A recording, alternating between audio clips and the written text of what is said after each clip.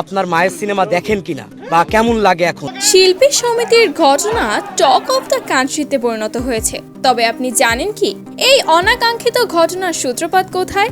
এক সময়ের জনপ্রিয় নায়িকা ময়ূরী রূপালী পর্দায় তার দাপট ছিল বেশ। পর্দা কাঁপিয়েছেন 2 যুগ আগে। তবে তার রাজত্বের সময়কে বাংলা সিনেমার অন্ধকার অধ্যায় বলা হয়। সেই যুগ পেরিয়ে 2006 পরবর্তী সময়ে চলচ্চিত্রের সুস্থ পরিবেশ ফিরে আসে। তখন নিজের অবস্থান হারিয়ে ফেলেন ময়ূরী।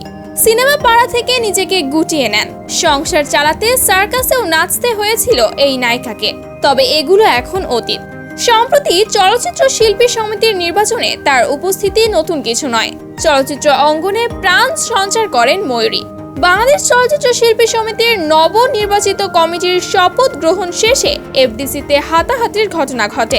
জানা গেছে এই ঘটনার সূত্রপাত হয় একজন সাংবাদিক চিত্রনায়িকা ময়ূরীর মেয়েকে প্রশ্ন করেন, তোমার মায়ের অভিনয় কেমন লাগে? তোমার মায়ের সিনেমা দেখো কি? ঠিক এই প্রশ্নে বিব্রত বোধ করেন ময়ূরীর মেয়ে। এরপর এই ঘটনা জানান খল অভিনেতা শিবা শানুকে।